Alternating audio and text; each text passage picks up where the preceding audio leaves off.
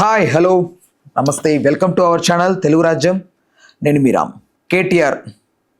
కేసీఆర్ గారి కొడుకు ఈయన మొన్న ఆగస్టు 15న కొన్ని అనుచిత వ్యాఖ్యలు ఈ ఫ్రీ బస్సుకు సంబంధించి, అందులో ప్రయాణిస్తున్నటువంటి మహిళలకు సంబంధించి కొన్ని అనుచిత వ్యాఖ్యలు అయితే చేశారు.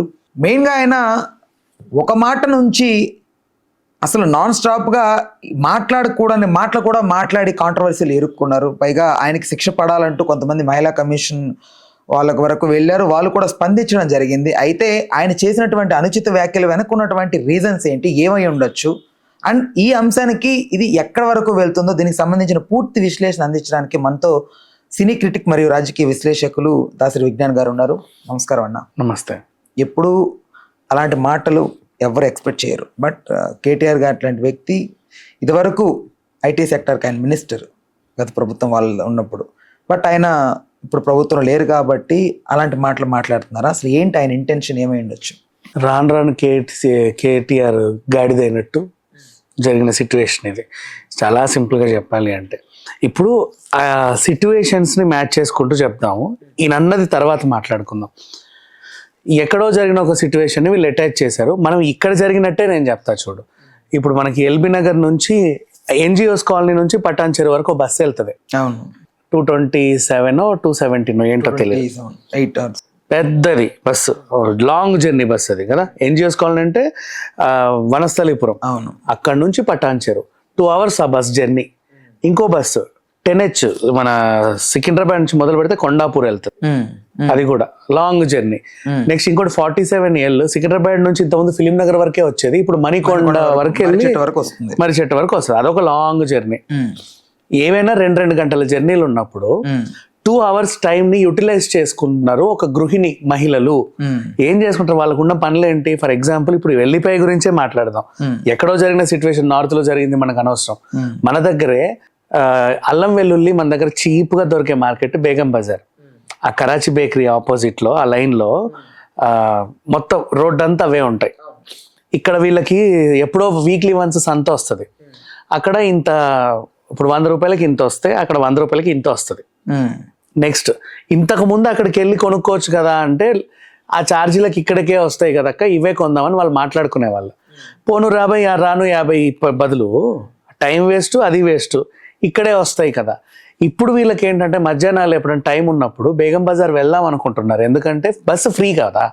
ఇప్పుడు ఆ మర్రి చెట్టు దగ్గర నువ్వు నిలబడ్డావు, లేకపోతే ఇంకా దగ్గర నిలబడ్డావు అంటే బస్సు ఫ్రీ వస్తుంది, బేగం బజార్ వరకు వెళ్తారు, హ్యాపీగా దిగుతారు, కావాల్సిన కొనుక్కుంటారు. రిటర్న్లో మళ్ళీ గంటన్నర నీకు టైం ఉంది కాబట్టి నీట్గా ఒలుచుకుంటావు. ఇంటికి వచ్చినా అదే పనిగా చేయాలి.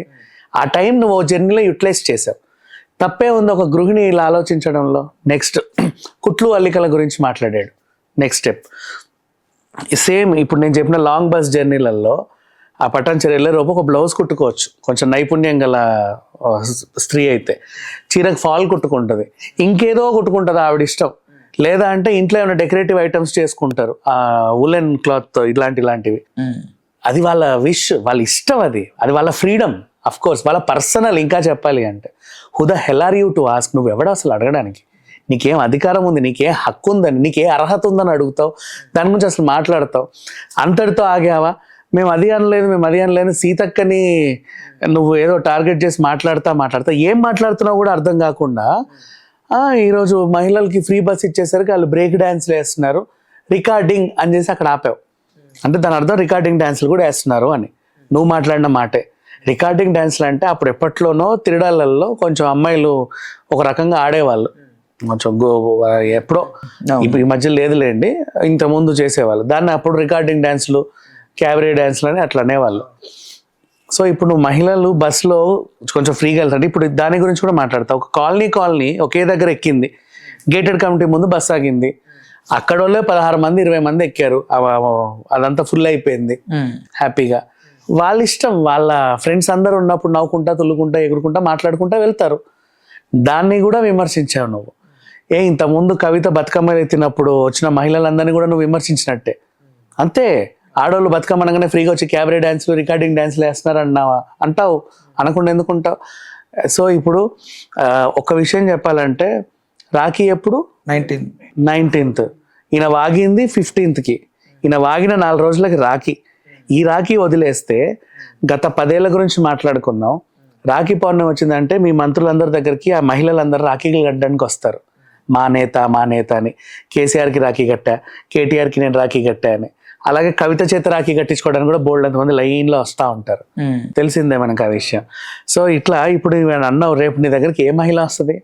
వాళ్ళు కూడా ఫ్రీ బస్ ఎక్కి నీకు రాఖీ కట్టడానికి వస్తారు. బస్సు ఫ్రీ, అక్కడ దాకా వెళ్దాం, ప్రగతి భవనం, ఏదో భవనం, తెలంగాణ భవనం, అక్కడ కేటీఆర్ ఉంటాడు. ఆ బంజారా హిల్స్కి వెళ్దాం, కేటీఆర్ ఉంటాడు. వెళ్ళి రాఖీ కట్టొద్దాం అని. నువ్వు ఫ్రీగా వచ్చేటప్పుడు నువ్వు ఇన్ని మాటలు అంటే ఇంకా చెప్పండి, వాళ్ళ రాఖీ కూడా అల్లుకోవచ్చు ఆడవాళ్ళు, ఇది ఉంటే, నైపుణ్యం ఉంటే ఏమైనా చేసుకుంటారు. అబ్బా, ఎవరిష్టం వాళ్ళ పర్సనల్ అది. ఒక మంత్రి స్థాయిలో ఉండి నువ్వు ఎవడివి ఇలా మాట్లాడడానికి? జైల్లో నీ చెల్లి క్యాబరే డాన్స్లు వేస్తుందని ఎవడన్నా మాట్లాడితే ఏం చేస్తావు? ఎక్కడ పెట్టుకుంటావు తల? అంతేనా? అప్పుడు ఏమంటాడో తెలుసా? మా గురించి మాట్లాడుతున్నా, మేము అందరి మీద కేసులు వేస్తాం అంటాడు. ఉల్టా ఈయన మాట్లాడిన రీసెంట్ డైలాగ్సే. మొన్న కూడా రేవంత్ రెడ్డి ఎలక్షన్ టైంలో మీరు ఓట్లు వేస్తున్నారు, ఎలక్షన్ తర్వాత రేవంత్ రెడ్డి బీజేపీలో చేరతాడు అని గట్టిగా చెప్పాడు. ఆయన నోటితో ఆయనే. ఇప్పుడు దాన్నే వీళ్ళు కౌంటర్గా బీఆర్ఎస్ పార్టీ బీజేపీలో విలీనమంటే నాకు ఒళ్ళు మండింది. మీ అందరి మీద కేసులు వేస్తావు, నన్ను ఎందుకు అంటున్నావు అన్నాడు. నువ్వు అనొచ్చు, ఏది పడితే అది వాగొచ్చు, నిన్నంటే మాత్రం నీకు లేచి వస్తుంది, ఎక్కడి నుంచో పూనకం వచ్చేస్తుంది. ఇప్పుడు ఒక చిన్న డౌట్ అన్న, మగవారు ఏదైనా ట్రావెల్ చేస్తున్నప్పుడు వాళ్ళకి టైం పాస్ అవ్వడం కోసం గుట్కా నవ్వేవాళ్ళు కొంతమంది, వేరుశనగలు తినేవాళ్ళు కొంతమంది, సమోసా తినేవాళ్ళు, మొబైల్ యూట్యూబ్ చూసుకునే వాళ్ళు ఇలా ఉంటారు. లేడీస్ కి అవంతా ఉండదు. అది వాళ్ళు గృహిణీలు కాబట్టి టైం యూటిలైజేషన్ చేస్తాయి. నేను ఇంటికి వెళ్ళే వరకు గ్రైండర్ రెడీగా ఉంటే ఈ ఒలుచుకున్న వెళ్ళి నేను పేస్ట్ చేసుకుంటా. తను యూటిలైజ్ చేసింది, మెచ్చుకోవాలి. అలాంటి వాళ్ళని చూసి ఇంకో 10 మంది నేర్చుకోవాలి. ఖాళీగా కబుర్లు చెప్పుకునే కంటే ఓ పని చేసుకుంది ఆవిడ. 24 hours ని ఎలా యూటిలైజ్ చేసుకోవాలో వాళ్ళకి తెలిసినంత ఈయనకు తెలియట్లా.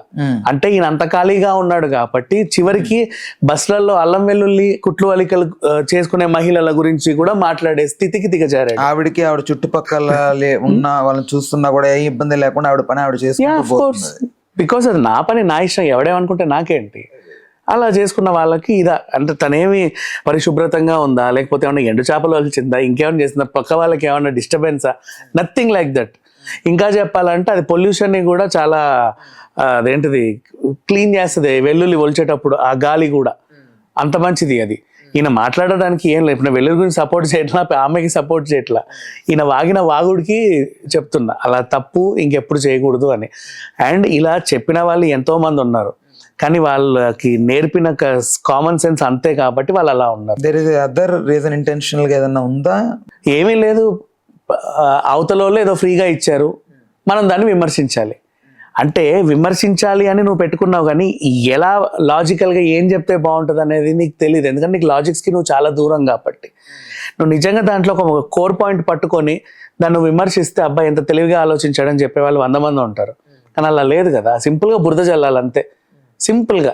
అండ్ నెక్స్ట్ ఇప్పుడు బడ్జెట్ ఉంది, మొన్న బడ్జెట్ పెట్టారు. ఒకటే టార్గెట్, మనం ఖండించాలి. అసలు వాడు బడ్జెట్ ఏం పెట్టాడు, దేనికి ఎంత ఇచ్చాడు, దానివల్ల ఉపయోగం ఏంటి, డిఫికల్టీస్ ఏంటి, అవి ఏం తెలియదు వీళ్ళకి. ఖండించాలి అంతే. ఇలా ఉంటారు వీళ్ళు. బీఆర్ఎస్ పార్టీలో నిజంగా చెప్తున్న ప్రామిస్, ఫస్ట్ నుంచి నేను గత 10 years నుంచి కూడా చూడు, అందరు ఎమ్మెల్యేలు నిలబెట్టు అంటే వేరే పార్టీ నుంచి వచ్చిన వాళ్ళు కాదు, వీళ్ళు డెవలప్ చేసుకున్న నాయకులు ఉంటారు కదా, ఒక్కడు కూడా పనికి వచ్చేవాడు ఉండడు తెలుసా. ఆడికి ఏ రాదు బీ రాదు, ఎడ్డెడ్డెడ్డెడ్డెడ్గా ఉంటారు. అట్లా ఎట్లుంటారో నాకు నిజంగా ఇప్పటికీ అర్థం కాల. సీరియస్ ఒక రకంగా ఉంటారు వీళ్ళంతా కూడా, ఏం తెలియదు వాళ్ళకి. సున్నా గాడిద సున్నా. ఇప్పుడు ఈ పార్టీని ఏదో బీజేపీలో విలీనం చేయబోతున్నట్లు ఏదో వార్తలు వస్తున్నాయి. చేసుకున్న తప్పులేదు, వాల్యూ లేని పార్టీ ఎందులో విలీనం చేస్తే ఏముంది? చెత్త కుప్పలో పడేసే బదులు దాంట్లో బీజేపీలో విలీనం చేయొచ్చు కదా. బీజేపీలో విలీనం అని చేయలేదు, చెత్త కుప్పలో పడేసుకోవాలి. దానికంటే ఇది బెటరే కదా, చేసుకోవచ్చు, తప్పలేదు. ఇంకా వీళ్ళు అంటున్నారు అదేంటిది విలీనం చేసేస్తే ఇక కేసీఆర్ ఖాళీకి కూర్చునే బదులు ఆయన ఏదైనా రాష్ట్రానికి గవర్నర్ని చేసేస్తారు, ఇక పార్టీకి ప్రతిపక్ష హోదాలో ఈ హరీష్ రావు కొనసాగుతాడు అని కూడా కొన్ని వార్తలు వస్తాయి. ఇంకా చూద్దాం ఏమవుతుందో. బట్ అదైతే ఒక పనికిమాలిన పార్టీ. అలాగే వీళ్ళ వాగుడు కూడా అందులో ఉన్నారు కాబట్టి అలాగే వాగుతారు. Okay, thanks for information, thanks for your time. Please do subscribe to Telugu Rajyam channel. Please do subscribe to Telugu Rajyam channel. Please do subscribe to Telugu Rajyam channel. Hi అండి, నేను మీ ఆర్పీని, నెల్లూరు పెద్దారెడ్డి చేపల పులుసు ఓనర్ని. మీరు తెలుగు రాజ్యం అనే ఈ యూట్యూబ్ ఛానల్ సబ్స్క్రైబ్ చేసుకుని మంచి మంచి వీడియోలతో వస్తారు. Thank you so much. Hi people, I'm Sonakshi Verma and you please watch Telugu Rajam and please subscribe to the channel.